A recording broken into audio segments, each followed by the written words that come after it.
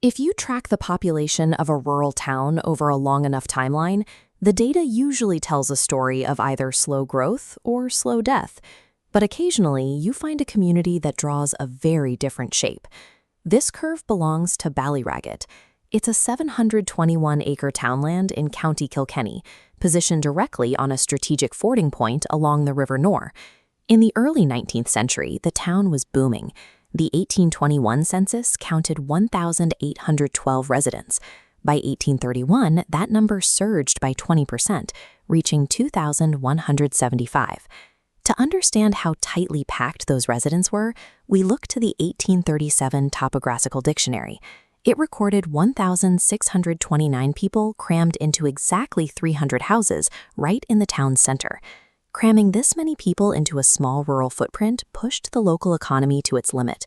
The town was filled with a landless laboring class, and their survival depended entirely on a delicate potato-based agricultural system. You can see the system buckling in the 1841 census. Before the potato blight even arrived, the population dipped by 4.6%. The local market simply couldn't support the sheer volume of laborers anymore. Then the crop failed. Between 1841 and 1851, the Great Famine ravaged the Irish countryside, and Ballyragget's dense population had no safety net. In just 10 years, the town's population plummeted by 48.1%. Emigration, workhouses, and mortality wiped out nearly half the community, leaving exactly 1,076 residents behind. This crash was not a temporary fluctuation. It triggered a continuous demographic bleed that would drain the town for the next 100 years. Decade after decade, the line kept falling. By the time the 1901 census was taken, the town was down to 551 people, and by 1911 it had dwindled to just 446. These surviving households were overwhelmingly Roman Catholic and deeply agrarian. The local economy had transitioned away from large 19th century estates to small family-run dairy farms.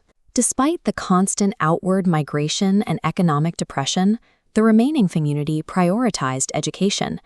Across the wider district electoral division, illiteracy for residents over 9 years old dropped to just 8.6%. They also held on to their civic life through local sports. Records show a local cricket club, the Ballyragget Ramblers, successfully competing and documenting victories in 1896 and 1904.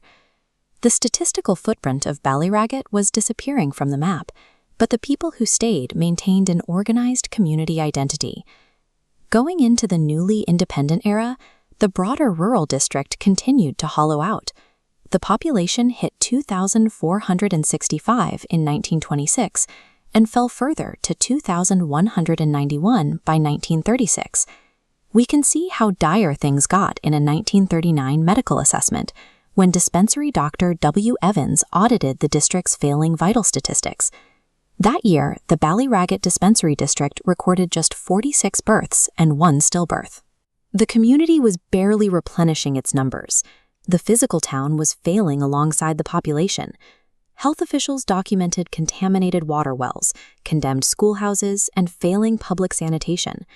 By 1939, Ballyragget was at the absolute bottom of its population curve. It was a breaking point where the survival of the settlement depended on whether its core infrastructure could be saved. How exactly do you stop a century of downward momentum? For Ballyragget, it meant organized modernization by local officials. Local leaders initiated a bureaucratic turnaround. Sanitary sub-officer William Lawler and veterinary inspector J.J. O'Neill began identifying and clearing out the decaying structures. Their most visible physical achievement was a housing overhaul. They pushed through the construction of 46 new cottages, replacing the failing 19th century tenements with modernized homes. At the same time, the local economy pivoted.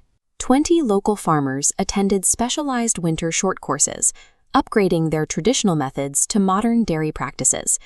While these local health and agricultural reforms didn't solve every national economic pressure, they targeted the two most critical local points of failure: the quality of the homes and the efficiency of the land. In the 1950s, the population line finally climbs. Between 1951 and 1956, it surged 27.5% to 626 residents, defying heavy rural emigration. By shifting from a feudal market to a modern agricultural hub, Ballyragget completed its U-curve, reaching its highest population since the 1880s.